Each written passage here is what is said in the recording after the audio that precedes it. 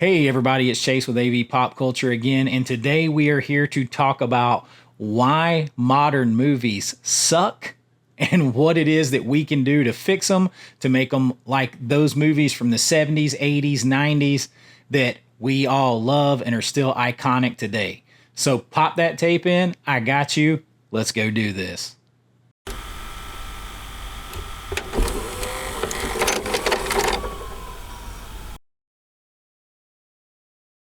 All right, so I know I came out hitting it kind of hard there, but you have to understand that for me, you look at this climate that we're in as far as cinema and going to the theaters, and it's drowning. And that's very sad to me because the movies have always been such a big part of my life, and going to the theater and seeing a movie is like one of the best things. Like that used to be my favorite thing to do, my favorite escape. You go in there, you close the door in that dark room, the lights go down, the curtain goes up, that movie comes on, and you go on an adventure in your mind in that place, and it transports you to a different place and time for that 2 hours or whatever it is. That's the power of the movies that I grew up with. That's the power of going to a theater and seeing a movie and then being excited to, eventually be able to rent that movie or buy that movie on physical media and take it home. And Hollywood is literally shooting themselves in the foot. We can't get out of our own way. Not we, them. It is them. Because I'm going to tell you exactly what would fix this quick, fast, in a hurry. But whether they have the guts to do it or not is a whole different story. So I guess we should probably start with what I think is causing the problem. And it's pretty simple. The studios are not listening to real creative types. They're not giving a lot of new creative people freedom to come up with ideas and execute those ideas. And when they do something, they do it safely. They have to check every box to fill in everything that they think, okay, well, they set out, instead of setting out to tell a great story with great characters and make people want to go see a movie and have fun and enjoy themselves, they want to sit there and say, okay, did we check the diversity box? Did we check the box that makes sure it doesn't offend anybody, anywhere, at any time, which is not the purpose of art to start with. But we're going to make sure it doesn't offend anyone. And then next, we're going to make sure that it has a rating that is low enough to keep adults mildly interested, and singles and childless couples, low enough rating to keep them interested with just enough adult content. And then we're going to, get more butts in the seats so that the kids can come too. And that's fine. I'm all for kids going to movies, although I saw pretty much anything I wanted to growing up. But they're checking all of these boxes, and then the final box they check is, are we getting our agenda across? Are we getting the cultural relevance of this movie across? Are we getting the general overall thesis that we want for social awareness or whatever it is? I don't care if you're on the right, left. I don't give a shit. I do not care. But when you set out to do all of these things first, you are going to fail to create anything that anybody really wants to watch with any consistency. Every storyline has to check all the boxes, not just the movie, each individual storyline, each individual character. Everything has to be put into a context. And I'm sitting over here thinking 99% of people want to go to the damn movies to enjoy themselves and be entertained. They are not looking for tons of social commentary. They're not looking to be preached to. I don't care if it's right, left. I don't care. People want to be entertained. There is so much stuff all the time now on the news or wherever, social media, that's bad and stressful, and you can get all that there. Like, you can get all of that stuff there. Art and movies and everything should be an escape from that. Yes, they should reflect their times, but in the context of telling the story, not at the forefront. Like when he sat down to make Halloween, do you think John Carpenter said,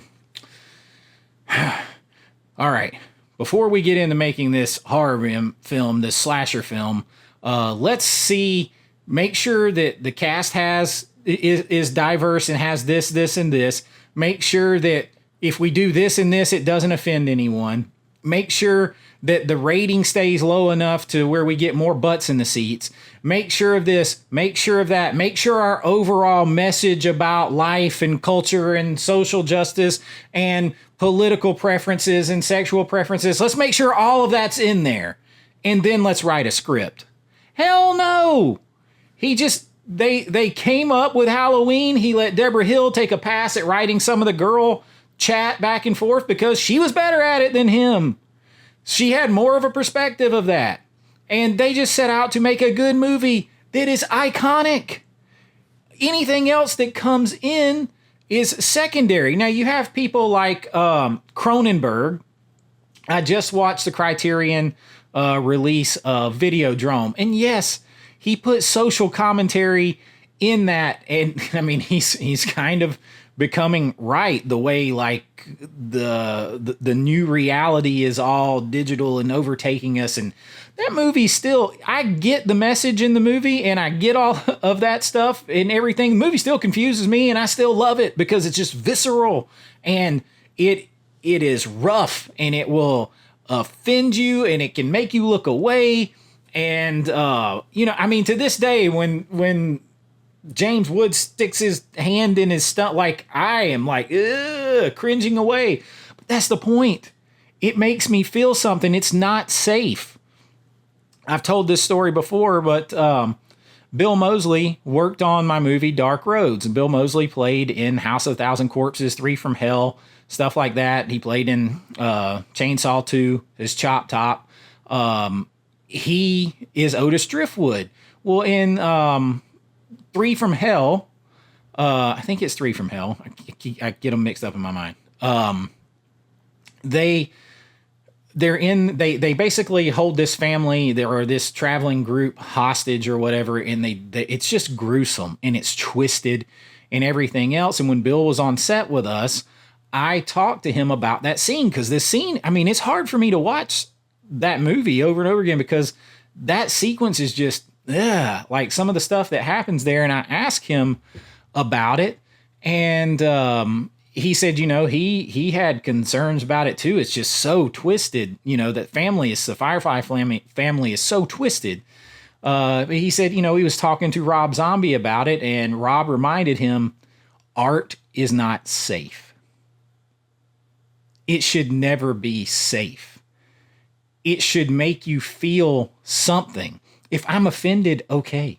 If I'm grossed out, okay. If I'm scared, great. If I'm laughing, awesome. If I'm on the edge of my seat, thrilled, watching action and explosions and fighting, and great. I am feeling something that's giving me a reaction to that movie, that's connecting me to that movie. And instead, if you go to, these movies when they're so loaded down, checking the safety boxes, as I call them, check the safety boxes. Make sure it's safe, which is the exact opposite of what I just said with art. I'm sitting there and I'm like, okay, here we go again. What are they preaching to me? When are they going to put something in? I don't care if it's right, left, whatever. When is the agenda coming? When's it coming? And inevitably there it comes. Whether it's, like I said, whether it's like what people call social justice stuff or anything like that, or whether it's men are bad and dumb, or girl power or whatever it is. Like, whether it's, I mean, it can be on the other side. It can be like, tied to religion and things like that. And if you're making a religious film, that's completely separate. But, I don't want, like, if it's part of the story and if it's part of a character's arc, then okay. But when you just pound people in the head over and over and over again, and you set those safety markers and whatever agenda it is that you're setting out to do, if you set those above telling the story, you are going to fail. And we are seeing it over and over again. And instead of fixing what they're doing, they are blaming the audience. Literally, no kidding. They are blaming the audience. When the 2016 Ghostbusters reboot happened with the all-girl cast, and they made Chris Hemsworth the dumb blonde idiot secretary, and it made him a mockery and all that kind of stuff, and they made him a mockery again in the last Thor movie, weakened him down, made him stupid. They did it in Ghostbusters, and when people didn't go to see Ghostbusters, it wasn't, hey, we made a bad movie trying to do this, and maybe we should have just focused on telling a good story with these women who are talented and everything else. We could have told a good story and had them be their own characters instead of caricatures driving something. Instead of saying, hey, man, let's give these women something great to do, a great script.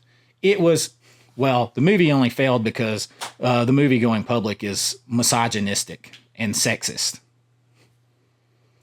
And if, another movie does poorly because of whatever reason, oh, well, it's because the audience is this or the audience is that. They never look inwardly. Meanwhile, they're pulling films from the movie theater after a week, and they're not marketing them well. People are just like, oh, hell, I'm probably going to get preached to. It probably sucks. It didn't do anything good the first week.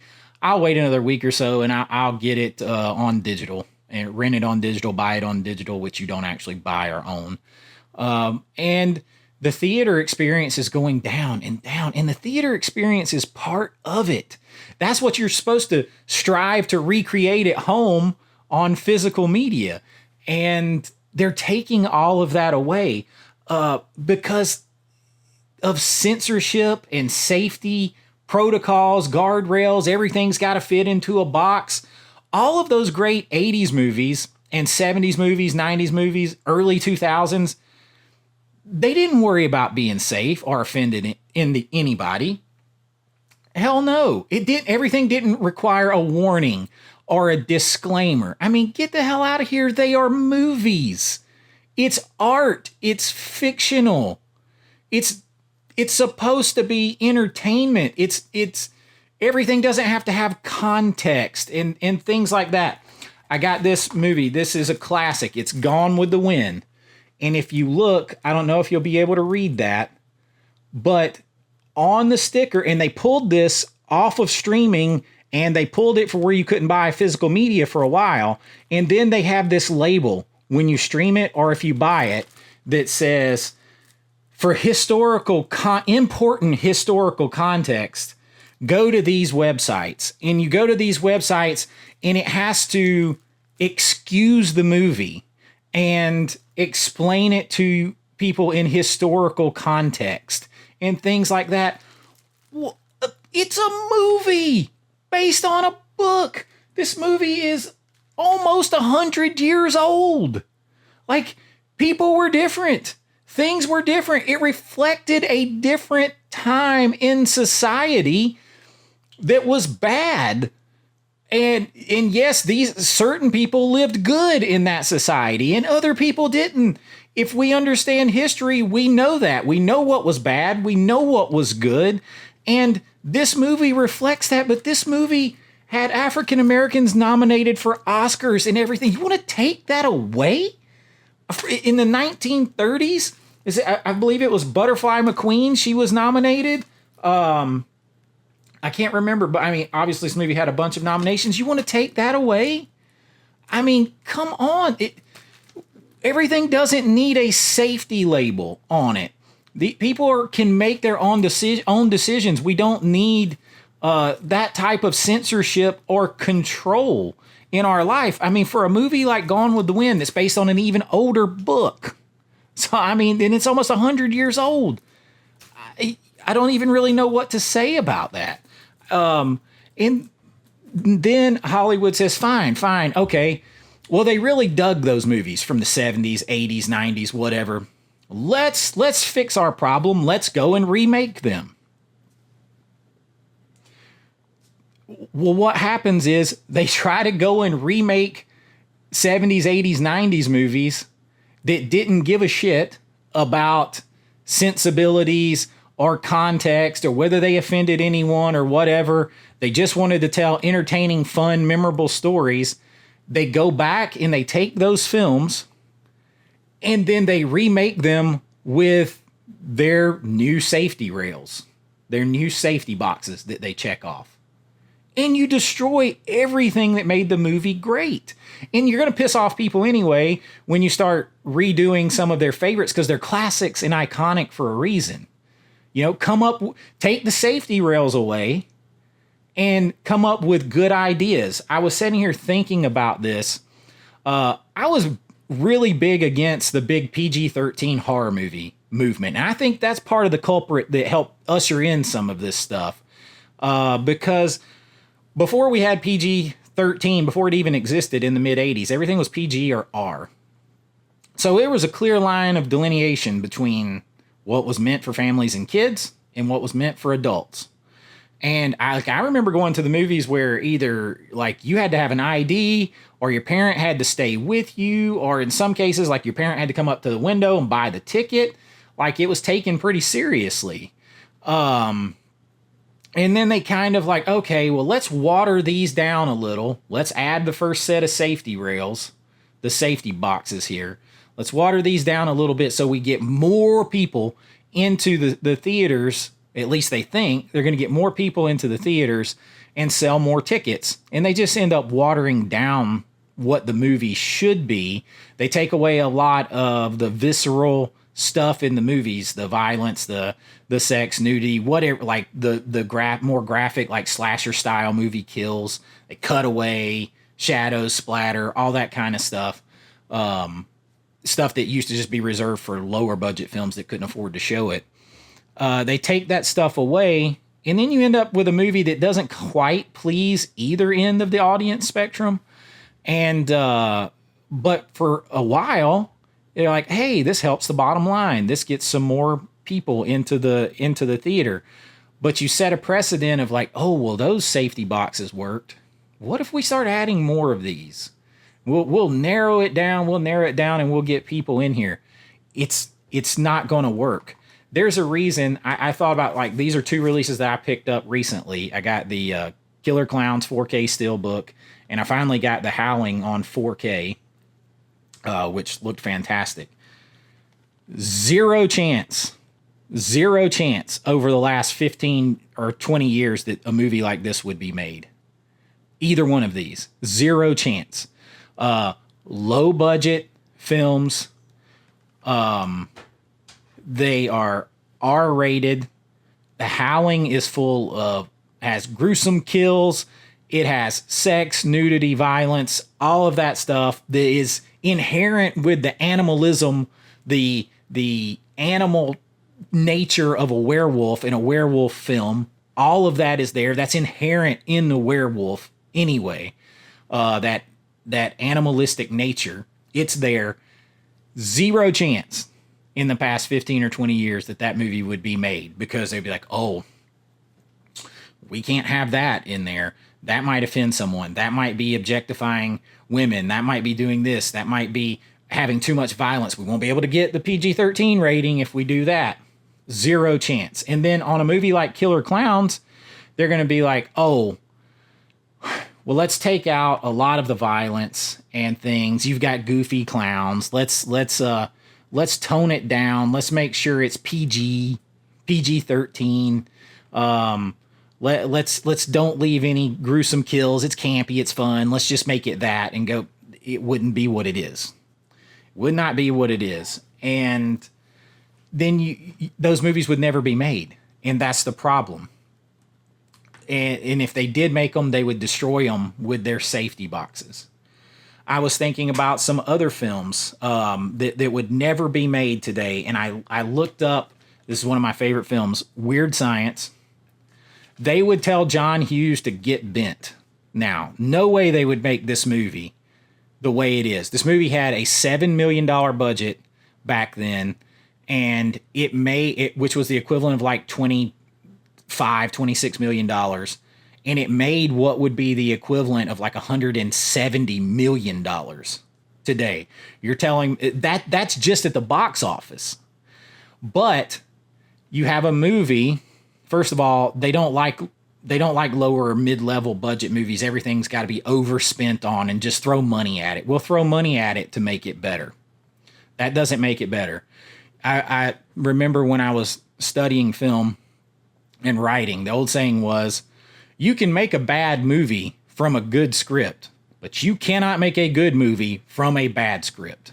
That means if you don't have a good story, everything else is shit to follow afterwards. And this movie right here, you think about it, you have two horny teenagers basically making what they consider to be an idealized woman to fulfill all of their fantasies and everything. And then lo and behold, she does that. But it still tells a story, a coming of age story where they learn that life isn't a fantasy. Life is reality. And Lisa helps them realize that. She helps them realize that they always had it in them to be these people they wanted to be, and that they could be with the girls of their dreams if they were themselves and had confidence in themselves. And it's a great message, and it's told in a fun and entertaining way that's a little horror, little sci-fi, little sex comedy, little raunchy and everything, but the message is there. But John Hughes didn't give a shit about any check safety boxes. He didn't. He went about telling the story and getting that message across without beating you over the head with it, and getting it to you in a way that makes a film iconic and makes you want to see it again and again, rather than say, oh my God, why did they just beat me over the head with that message? No, he made an iconic film. Studios would not touch that today. They would say it was offensive to women. And I'm like, if you find it offensive, I'm not saying that you can't find it offensive. I'm saying if you find it offensive, it made you feel something. It made you feel something. And we're probably way too oversensitive about everything today. It's just a movie. It's just a piece of art. You can choose to not watch it. That's how you decide what's for you and what's not. Don't homogenize everything and make it the same. There's something for everyone. And this film actually tells a good story and has good, I want to say values at the end. So I love this movie. It would not be touched today because of those reasons. There's a couple of others here that I thought about that are iconic from the 80s and stuff that would never be made today. One, I just picked up from the Criterion release of Fast Times at Ridgemont High, Amy Heckerling, and dude, there are so many things today that the studio would pass on this and say that's problematic. It's problematic. We can't do that. Jennifer Jason Leigh in this movie, she lies about her age and has sex with an older guy. Never gonna happen. She's 16? I can't remember. In the movie, and the guy is 20, or whatever, 19, 20. And she lies and sleeps with him. Oh my gosh, too problematic. Forget the fact that it's real and it could happen. Not saying, I do not condone that at all, but I'm saying the movie is showing the dangers of that. It doesn't glorify that. The guy doesn't call her. She feels bad. She feels cheap. She feels used. she rebounds and sleeps with a guy her age basically and gets pregnant again. And then, now she's got other consequences. So it doesn't glorify these things. It shows the negative consequences of those and how that stuff can go bad. And then, you have Spicoli, the slacker, everybody, oh, just give me some tasty waves and I'm fine, man. Like, you remember Spicoli and the no shirt, no shoes, no dice, like all the fun stuff with Mr. Hand.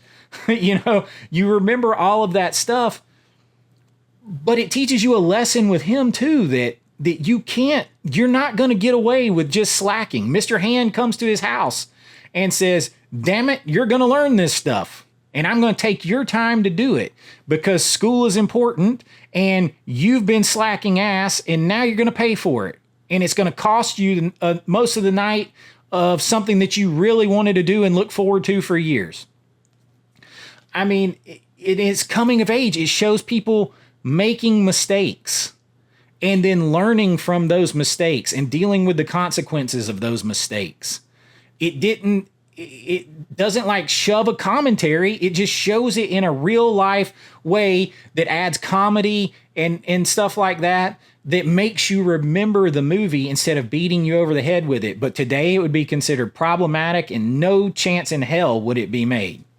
Sort of the same thing for these next two films. Porky's and Revenge of the Nerds. Very famous 80s, sex comedies, college, high school and college humor type stuff. On the back of this case, it has like part of a scene right now that would get this movie canceled before it ever got started, which is like the scene where the boys are peeping through at the girls in the shower. Not saying that's right to do. I'm just saying one of them paid a bad price for what he was doing there. If you've seen the movie, you know what I'm talking about. Very painful price. And then the boys are taught a lesson later. They get a joke pulled on them and they think they're going to get killed and stuff like that. So but that scene alone would stop this movie or be cut from this movie today. And people just didn't take it so seriously. I don't know if people just weren't as uptight or what it is, but they didn't take it so seriously. It's like, this is a movie. It's not real. All these teenagers are being wild ass teenagers and it's showing that to the extreme. That's not everyday life. And you understood that without having to be beat over the head with some kind of, context label warning. I mean, that beats all I've ever seen. A context label warning on physical media and if you do stream. Like, you didn't need that. You knew that it was a movie, that it wasn't real, that it was a hyper inflated version of something that could happen in real life. Like, come on. And then Revenge of the Nerds is iconic. Zero chance that they would make this movie today the way it was. The one scene alone where Lewis ends up sleeping with, oh gosh, I just totally, with Betty, and he has a mask on, and she doesn't know it's him until they get going. That I can see how that can be problematic. Definitely. I mean, as a kid, I always thought, holy crap, but that's the point. Like, they didn't worry about it. They let you realize for yourself that was bad. Just like the nerds selling the nude photos of the girls in the bottom of their pies. Not cool. And technically you can make an argument that this is the other thing. Everything wasn't so like one way or the other. You can actually go back and make an argument that the nerds are the villains in this movie in some ways. The scene with Betty, putting cameras in their sorority house, the selling of the pies with their pictures on the bottom of it, using some kind of chemical to counteract the effects of alcohol in their system on one of the competitions that they win, using Booger picking his nose to win a arm wrestling like they cheated. But like nobody took it seriously. The minute somebody is like they get into an all black fraternity and they're not black, and it's not meant to be taken seriously. 100% not meant to be taken seriously.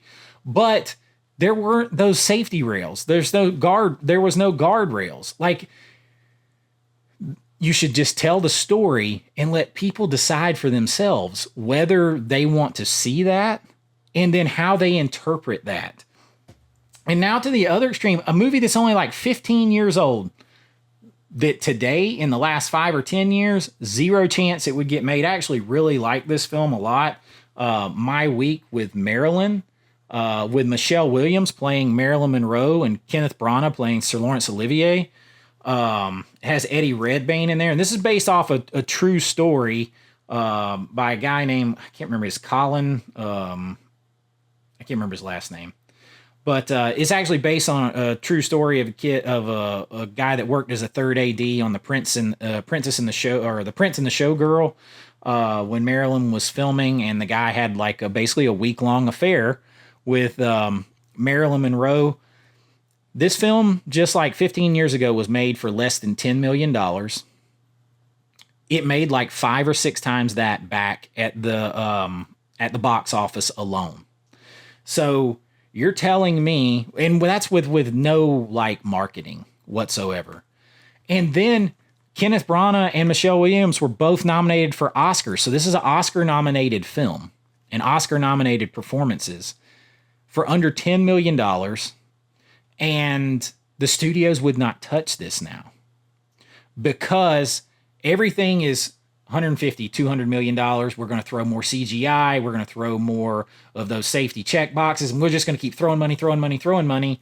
And then if it doesn't go well, we're going to blame the audience and we'll salvage what we can get on digital. And then we will go forward and make the next thing. And who cares if theaters go away? What they would really like, I'm convinced of, is to get rid of theaters and to get rid of physical media and make it where the only thing that you can do is have movies delivered to you digitally so that you have to pay them recurring forever if you want to see anything.